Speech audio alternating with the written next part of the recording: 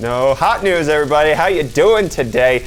I hope you had a great weekend. We're back ready for some new stuff that's going on today after I tell you that this video is brought to you by our brand new merch. Go check it out at the link in the video description. We're bringing back some old favorites. We've got the It Just Works lineup. So we have shirts, we have hoodies, we have coffee mugs, phone cases, all of that. But then we also have new designs for the This Thing is Ray Trace. We've got Ray Trace t-shirts, we've got Ray Trace pillows, we've got Ray Trace coffee mugs. Go pick up all of the things that just work and pick up all of the things that are Ray Trace down at the link in the video description. Rep it with ferocity because that's all we need in our lives is things working and ray tracing. Anyways, with that being said, let's go talk about the other team that clearly is not working because we got reports out saying that AMD's Navi GPUs, which we were expecting to be announced at CES and then pushed back to where we were expecting them to be announced at Computex.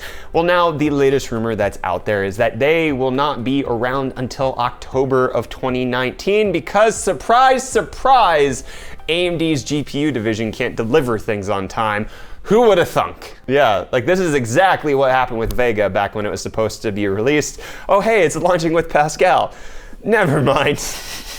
Let's wait a year and then we can see if it comes out and then, oh, look, it's a disappointment. Yeah, so Navi, following in the wake of its ancestors, kind of not really delivering on what we're expecting. There's no real substance behind the rumor that I can see. There's just a few people saying this out on the internet, so it could be possibly not true and we could expect it around the mid of the year. But I mean, when you see how Radeon Technologies Group has been delivering on graphics cards previously, and then you hear the news that it's delayed, they kind of go hand in hand. It's like butter and Reese's beard. It works. Part of this is supposed to be because they had to retape Navi back at the end of last year and that caused some delays, but then there also is apparently some delays due to TSMC, who is their sole exclusive producer of the 7nm GPUs, and there might be a backup as far as what they can prioritize as producing 7nm GPUs. Whatever it is, hopefully Navi is what we want, but again, this is the same process we go through every time with AMD GPUs. I really hope they're good. Oh wait, they're delayed. I really hope they're good. Oh wait, they suck. Except for Radeon 7, we didn't even know we were getting that one, so we couldn't have the possibility of being disappointed by that one. Anyways, let's go ahead and talk about Radeon 7, since that's the transition I'm going with there. So there were reports that Radeon 7 was in extreme limited demand, especially since like they were all out of stock within the first 10 minutes of going live anywhere in the world. However, there is some statements saying that Overclockers UK is expecting to get another 1,000 units of the card by the end of the month or in early March, which means that their like less than 100 allocation is being expanded significantly. It does seem like AMD wasn't exactly ready to launch this card based on the numerous reports that we have of severe driver issues, the fact that there was no product available when the card actually launched. However, if they're actually producing 1,000 units for a specific retailer in one specific place, that could mean that we're actually going to see some alleviation. They're going to actually sell this card. However, we'll see if that actually comes to pass because they could be saying that they're going to get 1,000, but then they don't get it because AMD can't actually keep up with producing them, which is what happened with Vega. Surprise, surprise, everything goes in a circle. But let's talk about some good AMD news because I can harp all day long on how I'm disappointed in their GPUs, even though I did a video where I said the RX 580 is the best value 1080p GPU you can buy. Check that out there. I'm not necessarily all hate for AMD's GPUs. They have some issues. They come around towards the end and usually are a better buy a few years down the line, just not really at launch. But their CPU division has actually been killing it. So there are some reports coming out from Mercury Research talking about the market share that AMD has been able to grab with the CPUs. So if we look here in the server division, so this is excluding Internet of Things, in Q4 of 2017, they had 0.8% of the entire server market share. At the end of 2018 Q4, they had 3.2%. So they quadrupled their market share in the server industry and are slightly taking things away from Intel. Obviously, Intel with over 90% is still a juggernaut to deal with. But it's actually good strides for a company that was irrelevant to the discussion a few years ago. And then on the desktop, you see that they had 12% of the desktop CPU marketplace. And then by the Q4 18, they had 15.8%, increasing by about 25 to 30%, which Good for AMD. They're on the upswing with Ryzen. I think we all know this. The fact that they're the best value CPUs you can get for gaming makes them really compelling, and I hope that they do pretty well even further. Reece, I need to talk to you. You moved that. I put it back there. I put it in a place where I can sit up, and I'm gonna block it. You can't see it. That. What's that? That. You moved that. Yeah, I did. Because it was right here. Yeah. Where I sit. Yeah, I didn't think about that. No, you didn't, which is why I put it there. I just saw it above the couch. I know. I can't go there. My body covers it, thank you. Body's irrelevant. My body is a wonderland. But let's not give too much praise to AMD. Let's talk about Intel, although this really isn't praise. They're gonna be looking to invest 7 billion euro in a new fabrication plant in Ireland. Cool. And then they also have rumors of an i3-9100F being out on the market. So this is going to be the non-integrated GPU version, which we've already talked about several times, are more expensive and don't come soldered like their non-F brethren counterparts. It's kind of sad. This is all sad. Intel, you saddened me. So, we also got reports of Apple disappointing a whole bunch of people yet again with the latest MacBook Pros that have come out. These are the ones that are running the Vega graphics as opposed to the other ones that they have. What was it, like an RX 560-ish, the graphics card? Anyways, apparently there's some issues with the graphic display of stuff, showing screen flickering and lines crossing through the picture after extended periods of idling if you open up the MacBook, and it persists through several reboots. So the most common remedy apparently is disabling the auto switching between integrated and the discrete graphics. But that kind of defeats the points of having discrete graphics. Like, you need the integrated for battery life, you need the discrete for work. The fact that you have to turn it off and to actually use the dang thing so that it's not flickering all over the place like the picture here indicates, that's pretty terrible. Mac, Apple, get your stuff together, please. How many reports have we had of MacBooks just being broken, whether it's the latest ones or the previous ones? Steve Jobs wouldn't have allowed this. Except for Bengate happened under his watch, but you know, whatever. Who am I to talk about anything besides Spotify banning ad blockers on their new terms of service? So it could look like Spotify might ban your account if they find you using ad blockers while you're listening to the music. I'm not sure if this applies to ad blockers that are on your web browser, but then you use like the Spotify desktop app. I'm not sure it would cross over like that. It might just be for the web player. All I know is I pay for Spotify, so I don't have ads anyways, so they can go fly a kite and take my money with them, I suppose. And then it's been confirmed that Metro Exodus is not only getting ray tracing, but they should be getting DLSS support, which is deep learning supersampling. It just makes it run faster.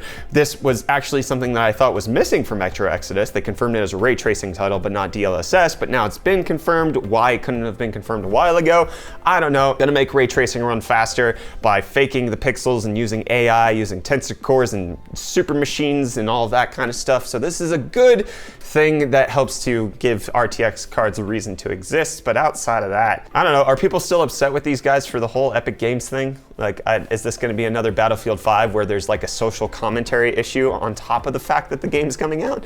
Because that hurt Battlefield 5 sales, and then it kind of seems like Metro Exodus. I have no problem with him going to the Epic Games Store. I'll probably get it there, but at the same time, it's kind of a bad move on them. But anyways, let's not talk about politics. Let's talk about Studio Ghibli. Studio Ghibli is apparently producing a Ni no Kuni movie. If you love the games, hopefully they don't disappoint you with the movie that might be coming out. I still haven't played it. I do plan on it, but you know what's not being planned on? Shaggy coming to Mortal Kombat 11. As much as we want the guy who doesn't even use 1% of his power being amongst the fiercest fighters of the galaxy to destroy the likes of Scorpion and to take his heart out of his chest and throw it.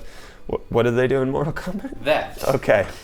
Yeah, he's not coming to Mortal Kombat. Even though there was a petition with over 350,000 signatures, the community manager for Mortal Kombat said, nay. It was called a dead meme. Yes, it is a dead meme. So dead, I'm done talking about it, but you know who's not gonna be talking, or I don't know how this works. Activision looks like they're gonna be laying off hundreds of employees. Kind of sad. I'm not gonna make too many jokes about this. It does appear that Activision hasn't been making too many good business decisions, and that's gonna reflect on the hundreds of employees that they're gonna have to lay off. This sucks. Activision, stop doing this kind of crap.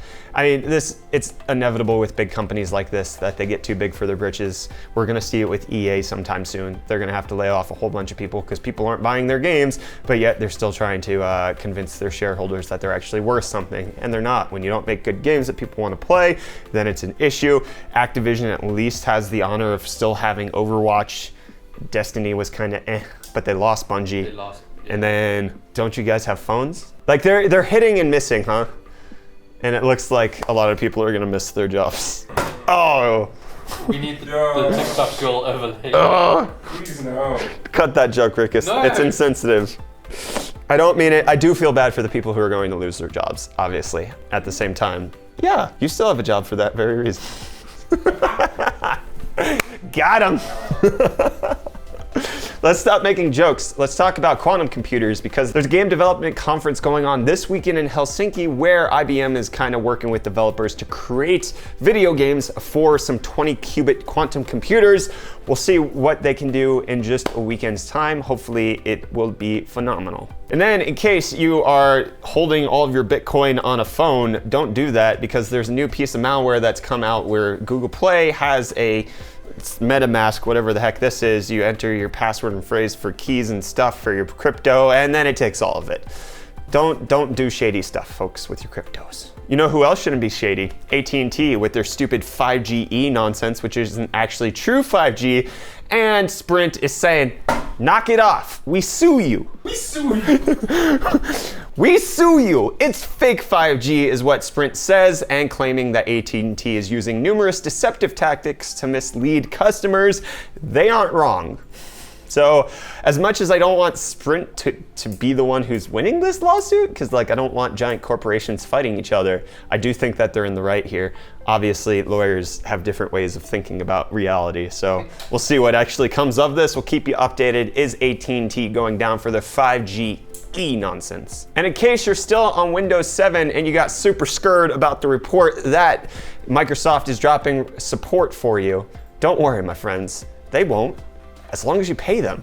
Because they've announced a new plan where if you pay them $25 for the first year after support is dropped, they'll keep supporting your Windows 7. Oh, you want to keep it on the second year? That's an additional $50. And then if you wanted to go for the third and last year of this program, that's an additional $100. So $175 to keep your Windows 7 PC going for the next 3 years, as opposed to upgrading, which would cost you about $100, unless of course you're a giant corporation has to redo all of their infrastructure, which is a whole lot of people, and then it's going to cost you hundreds of thousands. Yeah, this might actually not be such a bad plan for some companies, but for people, just upgrade to Linux. Anyways, that's all I have for hot news today. Let me know what you think of Navi being delayed. Let me know what you think of quantum computer gaming. Let me know what you think of the dead meme of Shaggy down in those comments down below. Don't forget that this video is brought to you by our fresh new merch. Go pick it up. Reece spent many hours working on this. If you guys don't buy it, he's gonna cry in a corner and we're gonna have to console him with nothing but hugs and love.